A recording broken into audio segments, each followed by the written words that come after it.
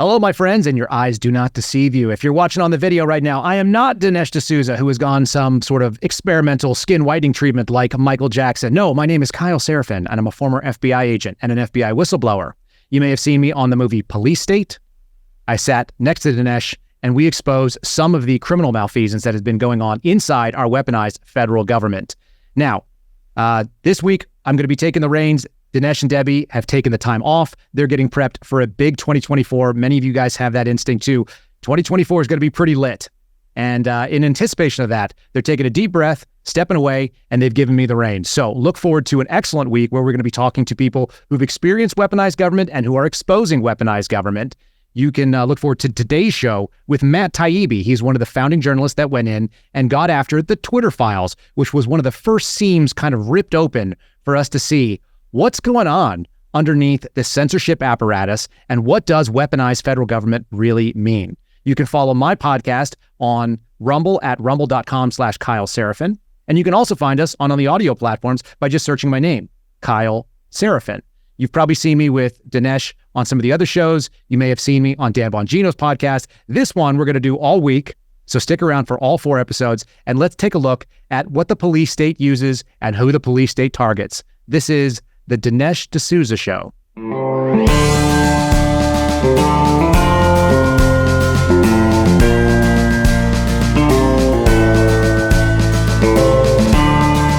America needs this voice.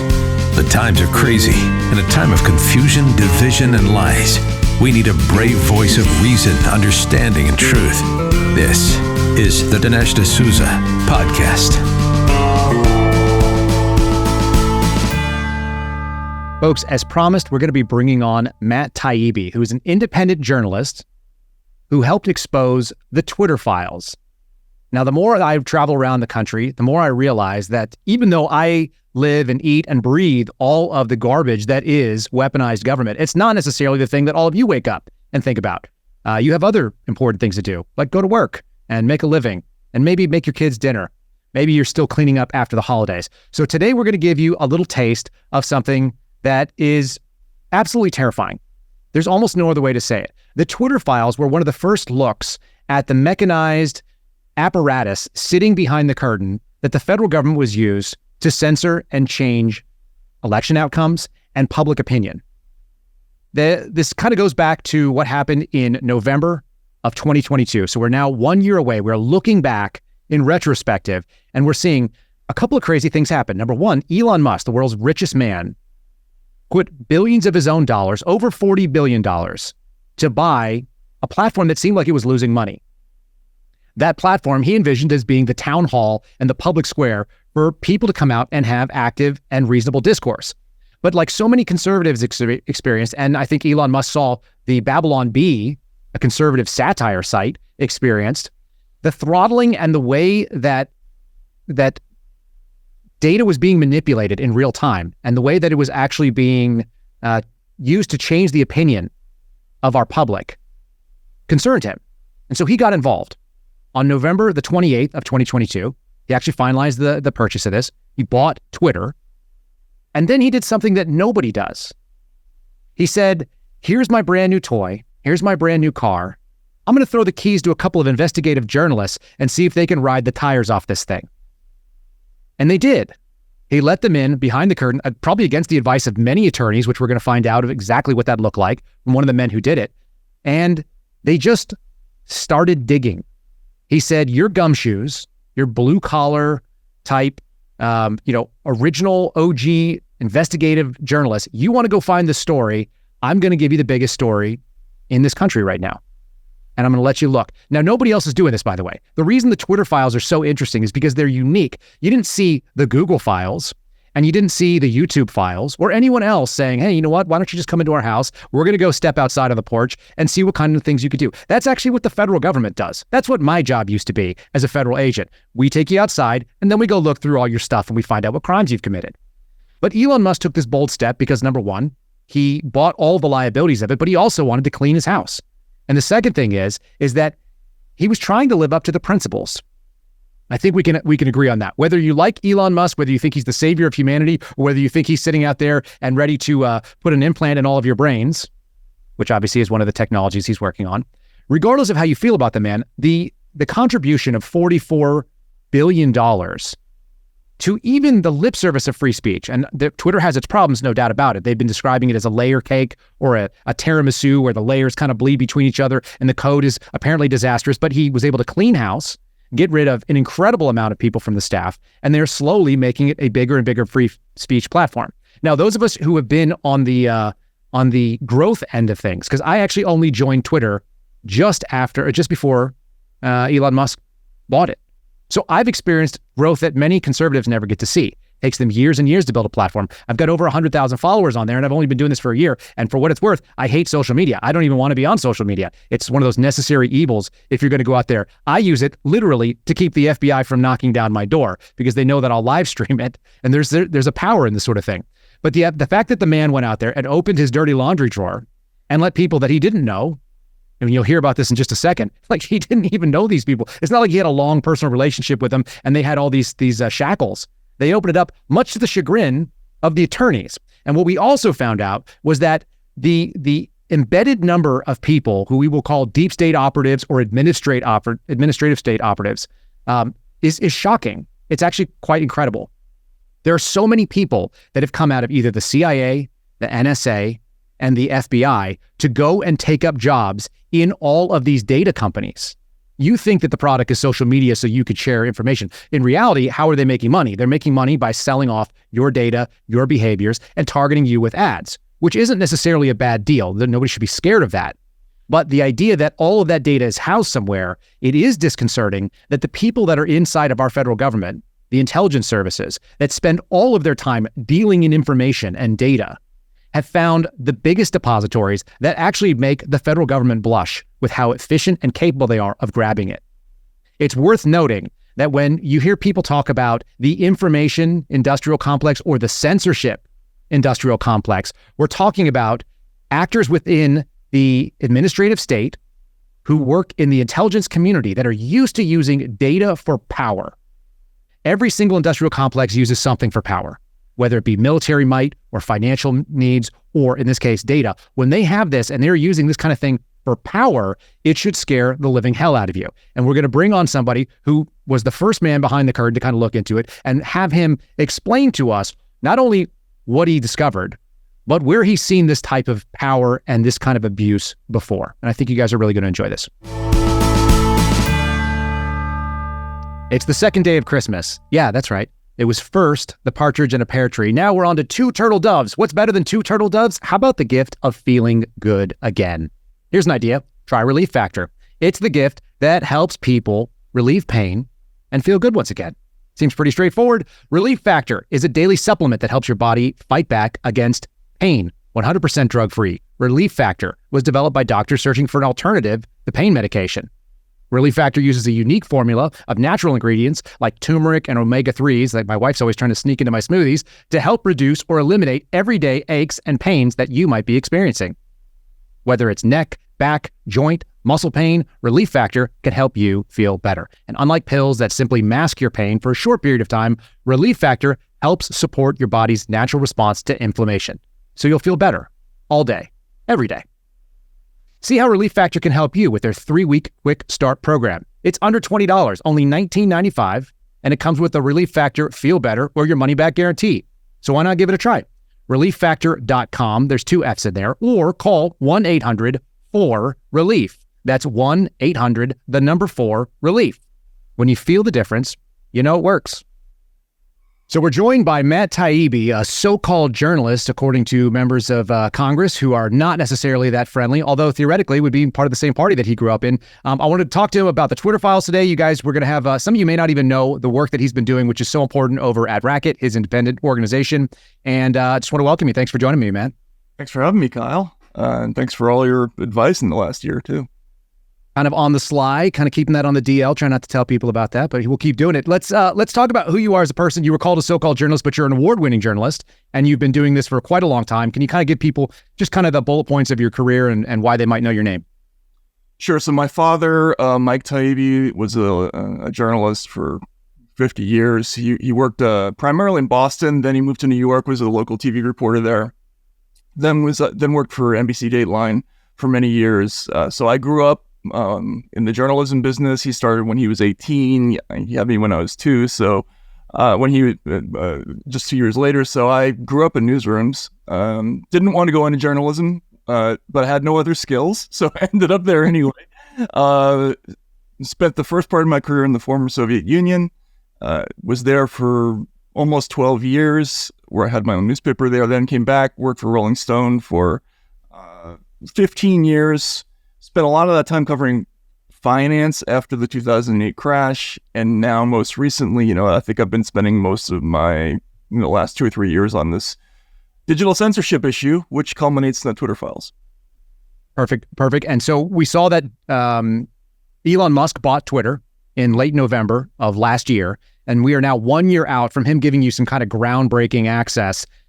Did you ever imagine when you said, yes, I'll come out to San Francisco and look at whatever he was going to show you, that you'd be sitting in front of Congress and testifying about it? No, the whole thing has been so completely surreal from the beginning to end. Someday it's going to make a really funny book, I think. But the beginning of that story is, I got invited to San Francisco, went from not knowing the man to meeting the richest person in the world, like within 2 days. And I'm in this completely surreal meeting where he's just saying, yeah, well, you can go in and look at whatever you want. And there's a lawyer there with this ashen look on their face and saying, you don't mean everything, like not the privilege stuff. And he's like, whatever. And that was it. Basically we ended up having almost no supervision for the better part of a month, looking through files. And that was when we got most of the stuff. And they didn't know what we were going to find, I don't think.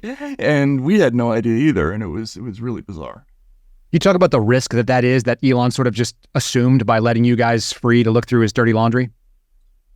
Yeah. I mean, that was there's a reason why this doesn't happen. Why people who come into, to head major corporations don't just willy-nilly let investigative reporters rummage through their stuff, because God knows what they'll find. I mean, there's stuff about ongoing litigation in there.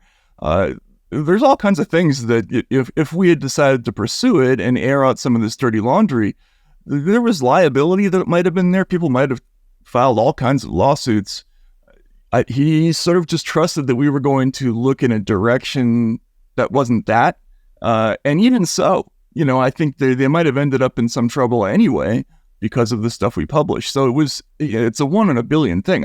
Every journalist I've talked to said this was the kind of thing that just doesn't happen. There's no analog in American history to this. The concept of journalistic ethics, I think, is kind of taken a backseat in the last couple of years. I grew up around newsrooms as well. My dad was a news guy and used to run newsrooms in San Francisco and things like that, and in Dallas as AM radio. So my question is always this. It kind of used to be a blue-collar profession to do investigative journalism. Can you talk about sort of the shift that we've seen in America and maybe why he thought you guys were the right guys to do it? Sure, you're absolutely right. When my father got into journalism in the late 60s, journalism was more of a trade than a profession. If you went into journalism, it was much more likely that you were the son or daughter, more typically the son, frankly, but you were more likely to come from a family of plumbers, or airline pilots, somebody from the military. There were lots of children of cops who went into journalism, and it was very much kind of a working class or middle class profession that was instinctively mistrustful of authority and rich people and politicians. I mean, I just remember every newsroom I was ever in, there were always like posters of politicians that were just instantly defaced as soon as they were put up on the wall. And most newsrooms were like comedy clubs. There was just lots of wisecracking going on. It was a very, sort of a renegade kind of outlaw vibe to it. And then I think after All the President's Men is when people like me started appearing in the business. So upper middle class kids who had grown up and thought it was a sexy job. And by the time I got into it in the mid 90s, it was almost entirely Ivy League people who were at the top of the profession. And that was totally new. And that's why there's been this dramatic change, I think, because it's the perspective that's different.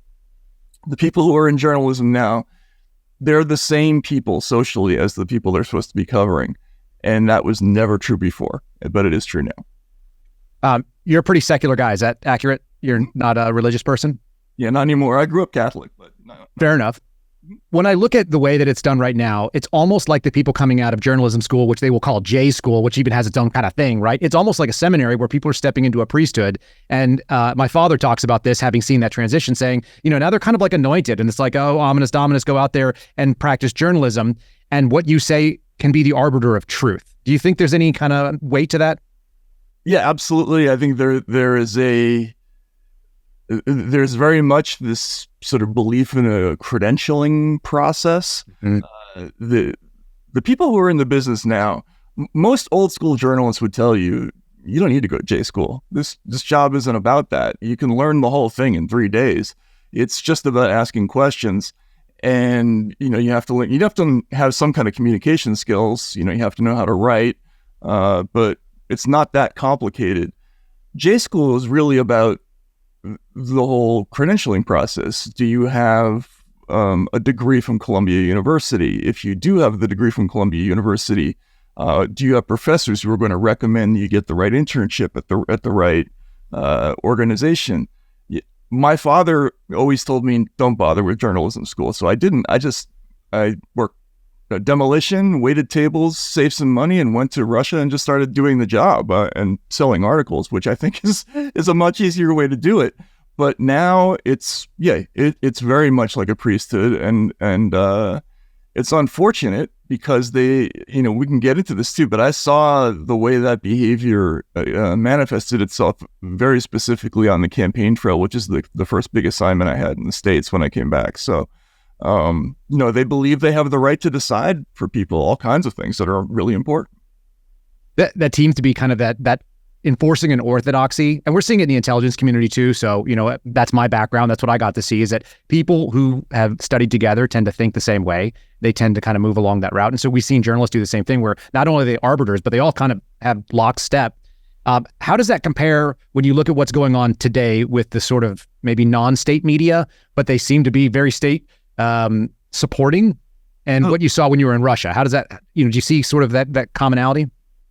Yeah, and this is really interesting because, I'm old enough, believe it or not, to have studied in the Soviet Union. So I was there at the very tail end. I was a student of the Russian language because I loved Russian books.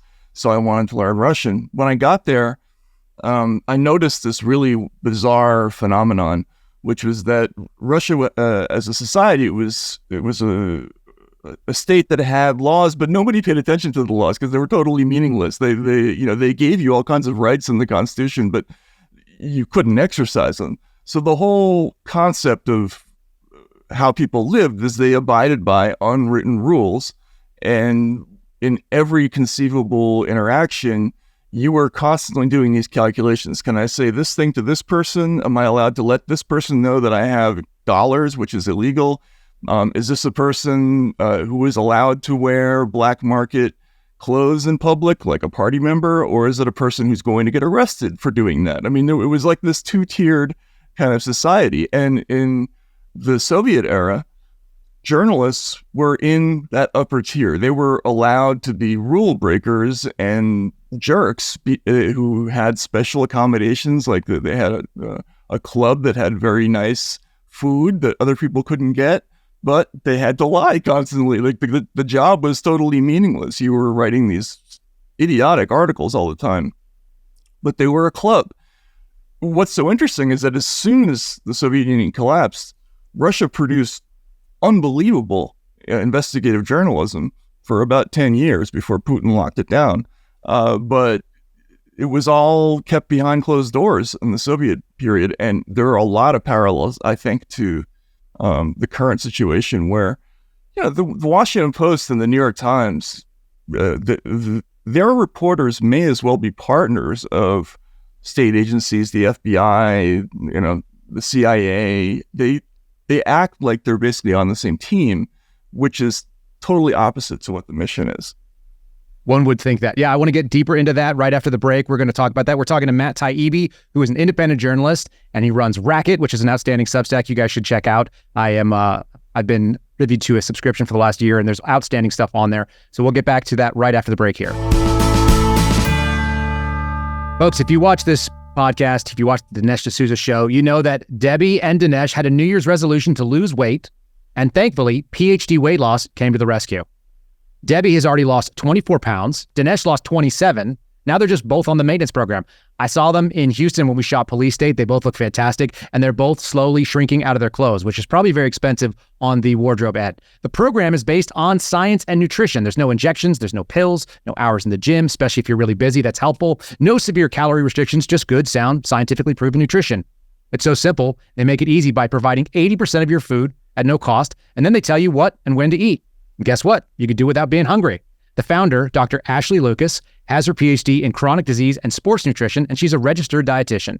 She helps people lose weight and, most importantly, maintain that weight loss for life. That's really the critical part, if you can maintain it. If you're ready to take the step of losing weight, like the D'Souzas have, call PhD Weight Loss and Nutrition at 864-644-1900. Or you can find them online. It's all one word, myphdweightloss.com. myphdweightloss.com. Again, the phone number is 864-644-1900. Give them a call. So we're talking to Matt Taibbi, who was one of the original journalists to break open the story of the Twitter files. And I want to get into that right now because we're talking about the analogs between the Soviet Union. We're talking about what we're seeing in America. It's not nearly as formalized a relationship. Maybe you can kind of talk about what you guys started seeing as you peel back the curtain there.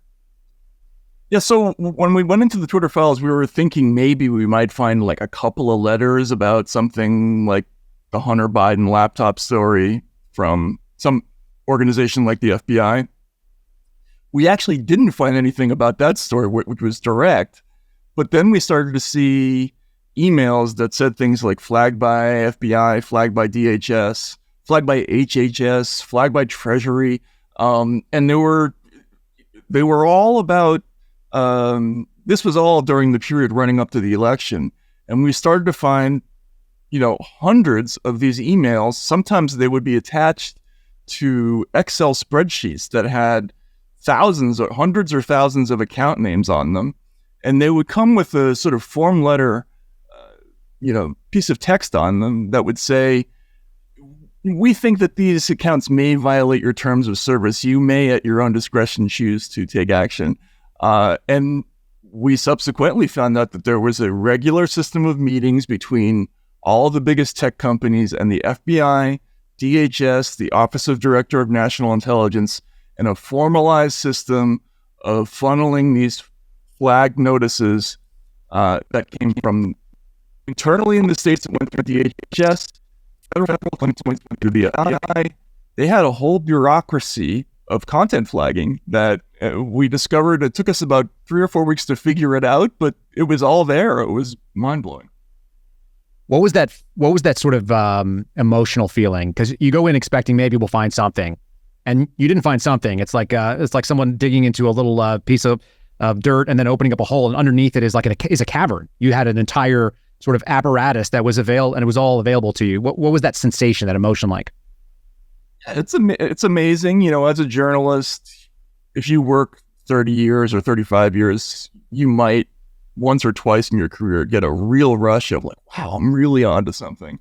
In this case, there was no question. I mean, the only thing I can compare it to is a scene in a movie, which was, From All the President's Men, when Bob Woodward was at the arraignment for the Watergate burglars, and he hears the last of the burglars when asked his employment history, say Central Intelligence Agency, and he realizes like his brain does all the math in a second, and he realizes, oh my God, like this is a huge story. That's what happened to us in like the third or fourth day of this. We started to realize that these were not anomalous communications. We started to find letters where Twitter employees were sort of joking about how the FBI and DHS were their partners. And yeah, at that point, we didn't know what to do because we didn't know how to characterize what we were looking at. there was no analog to this kind of story, but certainly it was an adrenaline rush, and in some ways we're all still on it, I think. It makes a lot of sense. The other question I have, because very few people have actually done the thing you did, which was practice journalism behind the Iron Curtain, experience what it looks like to really be in an authoritarian type state. Now you're seeing some of that apparatus, that nobody else can see. Was there any fear involved as you guys started to go forward? A little bit. I knew journalists in Russia. A couple of the people who I knew during my time there are no longer with us, got murdered after Putin took power. But there were attacks even while during the Yeltsin years. And so I always had a healthy appreciation of the difference between what American journalists go through and what people go through in the third world. You're not going to get shot in your doorway or killed by a poisoned telephone, which is something that happened to a reporter in Russia. But this stuff was explosive. We knew that the intelligence agencies and the FBI in particular, they were not going to be happy. They made statements to that effect, denouncing this reporting as conspiracy theory. And the one thing that we were sure of is that whatever this was, this project was going to be temporary. Like, it was going to be shut down one way or the other. We just didn't know from what angle that would happen. But I was a little concerned, for sure, for the first time, I would say. And what sort of backlash did you guys get? Did anyone have any other, you specifically, but I think others kind of experienced a little bit of a taste of what it looks like when the government is displeased with you, yeah? Well, I had a really odd incident when, I testified before Jim Jordan's Weaponization of Government Committee, and while I was testifying, the IRS actually visited my house. Was that concurrent? I thought it was the day after. It was the same day that you were doing it? It was while I was testifying. Yeah, I'm sure that was an accident, huh? Yeah, I mean, what are the chances of that? But I thought it was too ridiculous to be, related, and I told the committee only because I thought it would be irresponsible not to. Like, it's potential witness intimidation. I had to let them know. I didn't say anything until we got information back from the Treasury about what that was about, and they had opened the case on Christmas Eve of 2022, which was a Saturday, and the day that we dropped probably the scariest Twitter file story, which was about the FBI, DHS, even the CIA being involved in this content flogging operation. So that made me nervous. I mean, for the first time. Some of the, I think there have been some hints behind the scenes. Maybe Elon heard some things that, from people in the government or, connected to government about displeasure that they were having with these reports. So, yeah, we all were a little bit nervous. Also, by the way, we discovered that the former general counsel of the FBI vetted the first Twitter files without our knowledge. So he was still working at Twitter at the time, Jim Baker. So that was odd. But, again, none of us had any experience with this kind of situation. So we don't know really what went on behind the scenes. Absolutely. Lest anyone think otherwise, feds don't generally work on Saturdays. They don't open cases on Christmas Eve. This is a decidedly unfederal thing to do. So a little bit of concern at least would be, I think, totally relevant in this case. We're going to take a quick break. We're going to come back, and I want to kind of wrap up the story so you guys understand exactly what that apparatus looked like and how it came into play. So we'll go do that in just 1 second. Folks, when I was on the set of Police State with Debbie and Dinesh, I noticed that they are on a great health journey, and they're struggling always to eat fruits and vegetables and fiber when you're as busy as they are. It's very difficult to do it. Lucky for them, they discovered the Balance of Nature, and what better way to get all of your fruits and veggies plus fiber than Balance of Nature. Balance of Nature, fruits and vegetables, they're made from fresh, whole produce. Their produce is powdered after an advanced vacuum cold process, which stabilizes the maximum nutrient content. And then Balance of Nature fiber and spice add a proprietary blends of both fiber and 12 spices for overall digestive health. So, like Debbie and Dinesh, you can start your journey to better health right now. You can call 1-800-2468-751. Again, that's 1-800-2468-751. Or go to balanceofnature.com. Get 35% off your first preferred order by using the discount code America. That's a good one to remember. America. How easy. Again, that's balanceofnature.com or call 1-800-2468-751. ep734-751 and get 35% off. 35% off, that sounds like a deal. You're losing money if you don't buy it. From your first preferred order using discount code AMERICA. Go ahead, check it out. All right, we're back with Matt Taibbi. We're going to be talking a little bit. I want to sew this story up for people to understand it. I think the job of a journalist oftentimes is taking all the files that you go through. You got accused of curating a narrative. That's actually the job, is what does all this stuff mean? Like having a bunch of data is useless. So maybe you can tell people the story. What did the Twitter files unveil, and what did that mechanism look like? I think the top line headline is that the federal government, is involved in a massive way in moderating content. I think that's the gentlest way of putting it. I would say there's a huge federal censorship operation, and it involves not only the FBI and the Department of Homeland Security, but a huge sort of galaxy of other organizations. There's the State Department has something called the Global Engagement Center. There's a number of organizations within the Pentagon that do this kind of work, and then they contract out to hundreds of other NGOs. There was a Twitter executive's joke that these were non-governmental organizations that weren't quite non-governmental. There are hundreds of these operations out there that are getting government money, lots of it. And so I think that's the big revelation, is that the government is involved in suppressing content at a huge level. Do you think it's more dangerous for the government to be out in the open saying, this is state-sponsored media and we're only going to tell you what we want you to hear, and then you know it?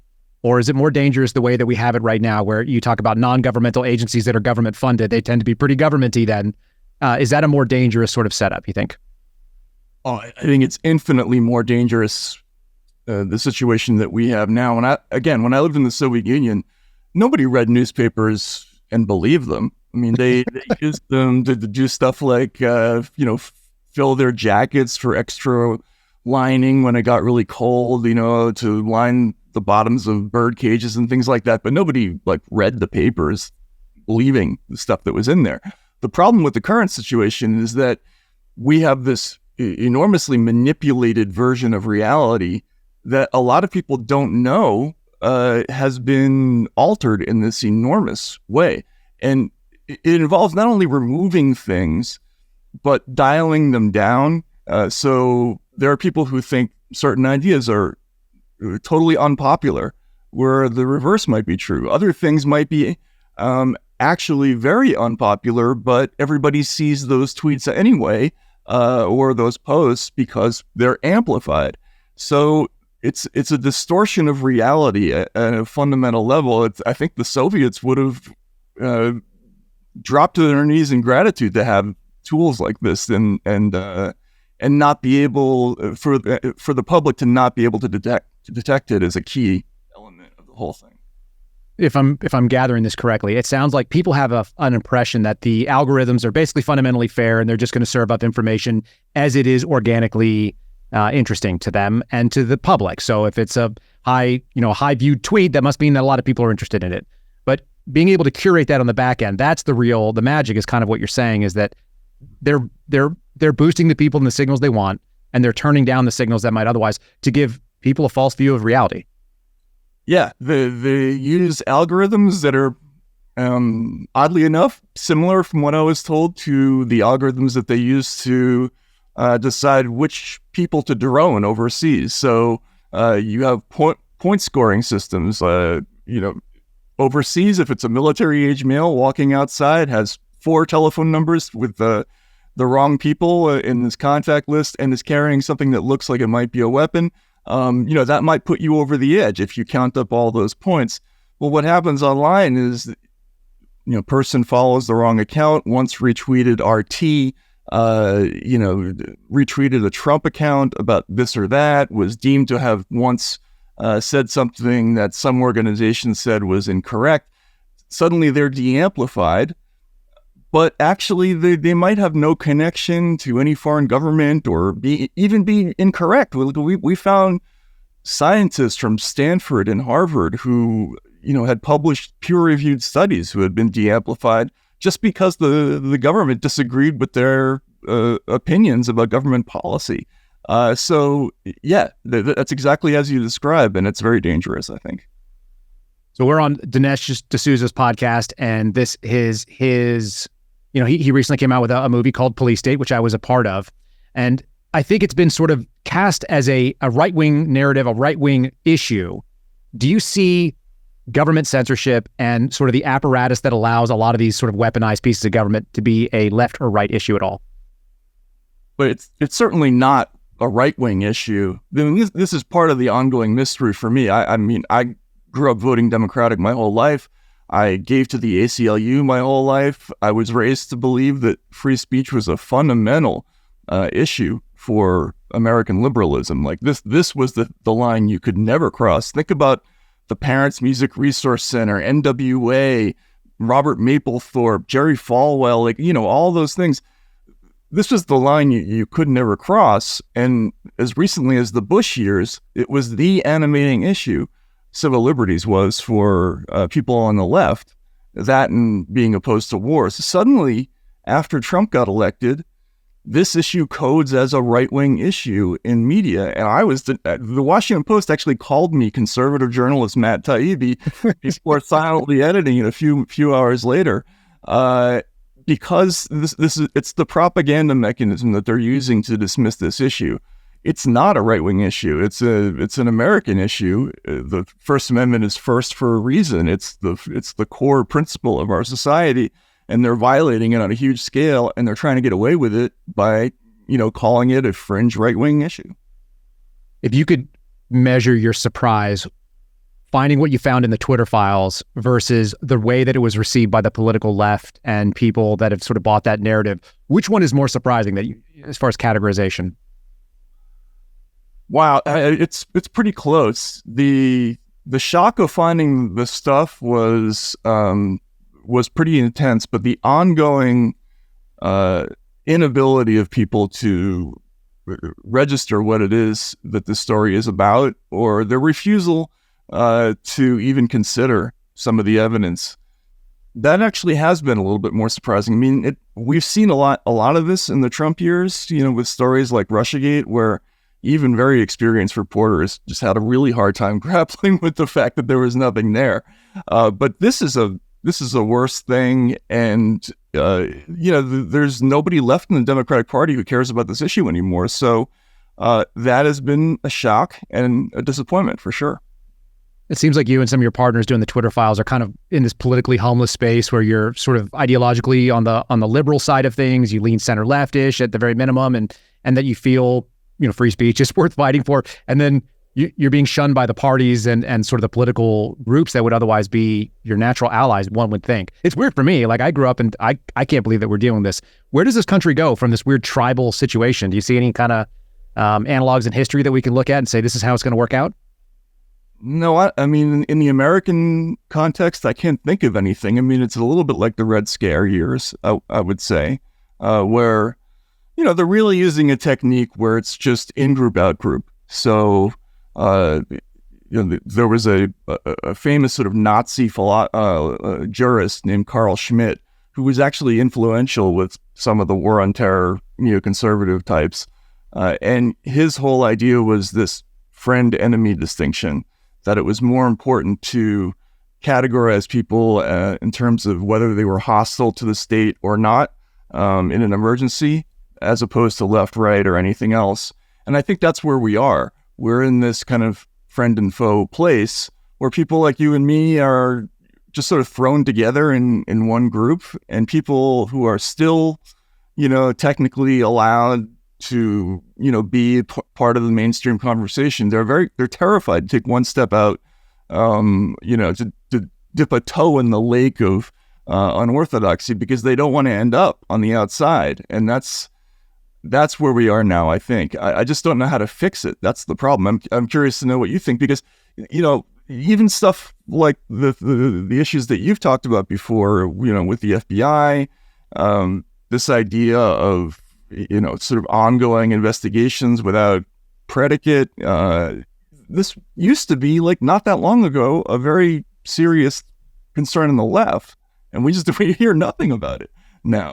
And it does seem like it should still be a concern, because if anybody thinks that the left is not targeted too, the FBI is not mastered by ideology, it's mastered by budget, which is what we know about government. It's about money and it's about power, and So yeah, it's very strange. In fact, they were targeting of BLM, activists and people who would be the antithesis rather of people on the political right. And we just see them.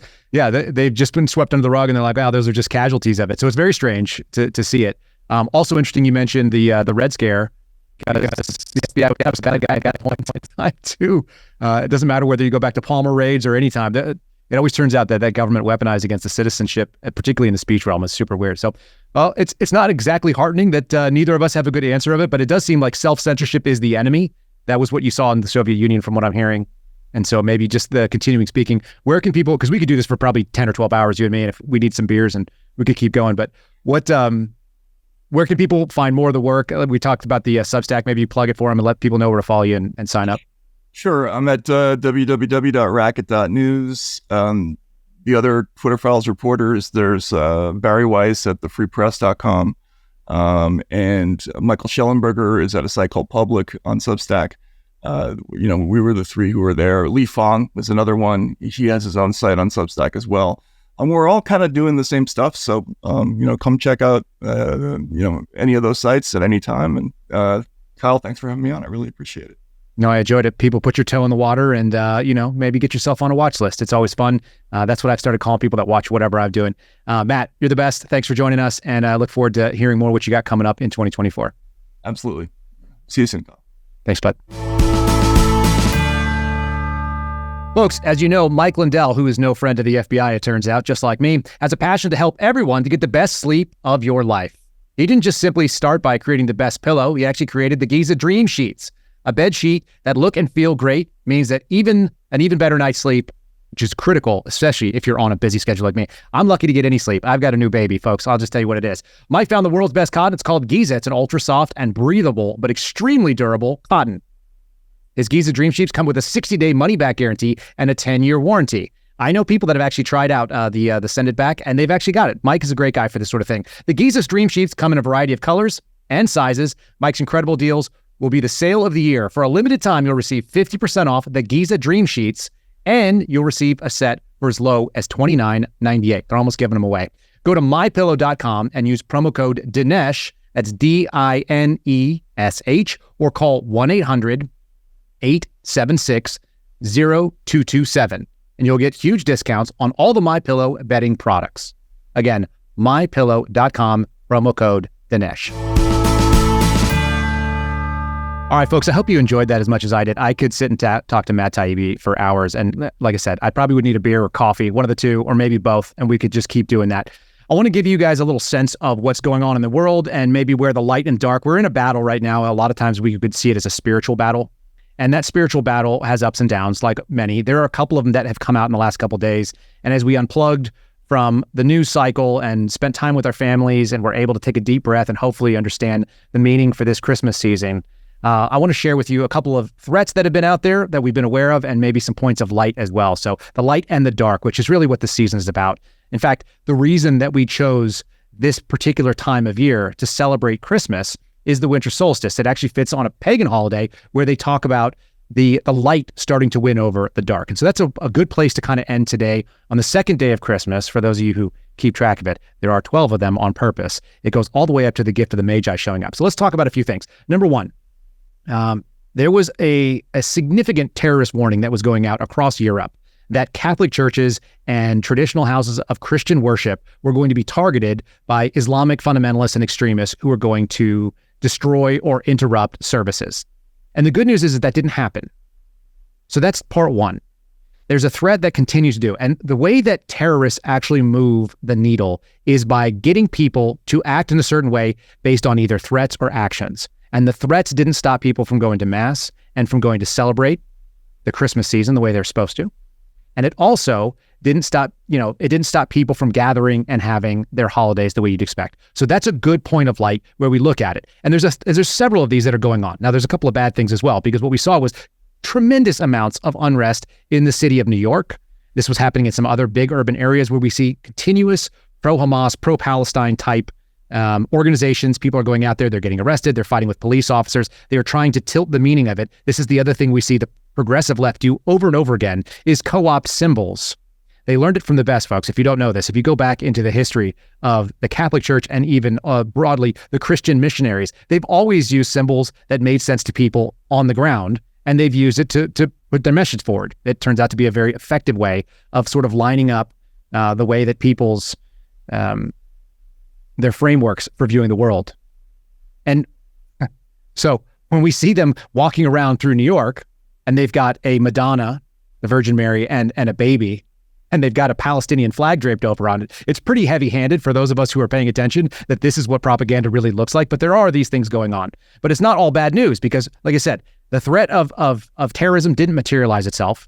What did come up is a couple of fantastic victories, I think, for both free speech, which should be a nonpartisan, non-political thing, the way that I just talked to Matt Taibbi about. There was a victory in the court case for 3 pro-life students who attended the pro-life march in January of this year.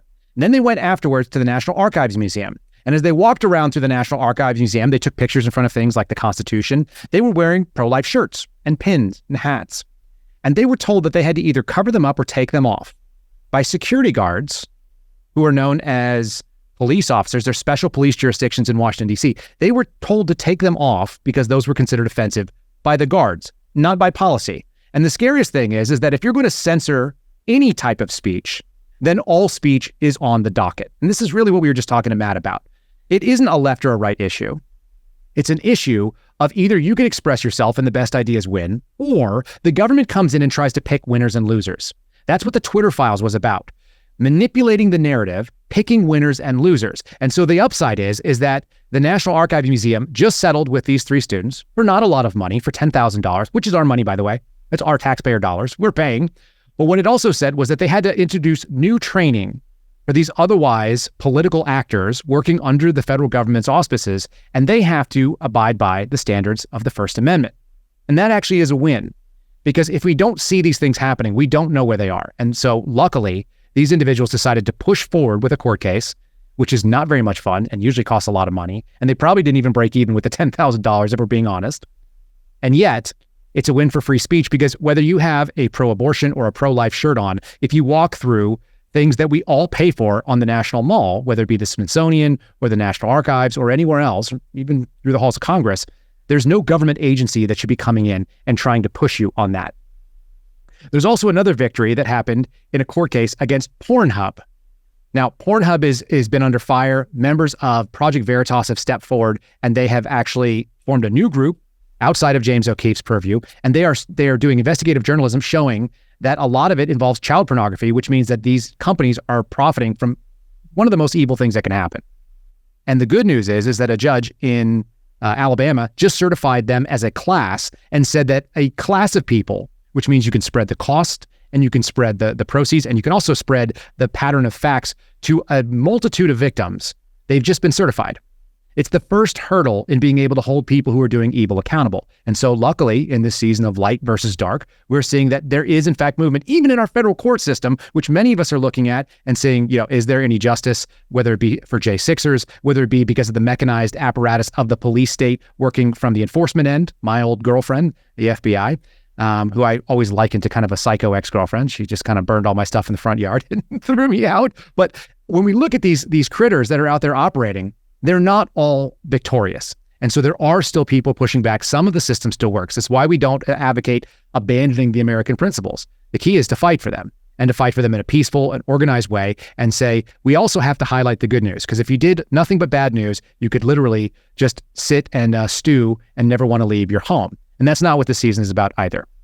And lastly, and most interestingly enough, I think a sign of at least some of the battle being won is that people who are living in Democrat strongholds that are pushing some of the most ridiculous and dangerous political rhetoric and ideologies that are so radical and antithetical to American history, which is simply just accepting your neighbors for whatever they want to do, as long as they don't infringe on yours. That's the basic sort of libertarian mindset. And what we're seeing is they're abandoning New York's and California's in droves.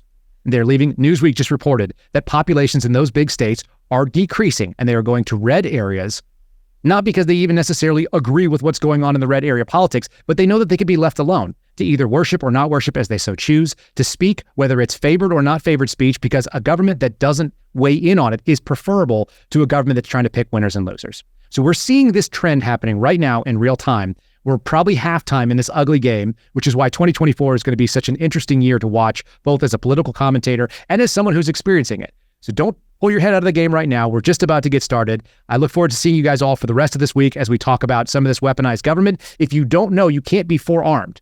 If you're not forewarned, you won't know what's coming your way.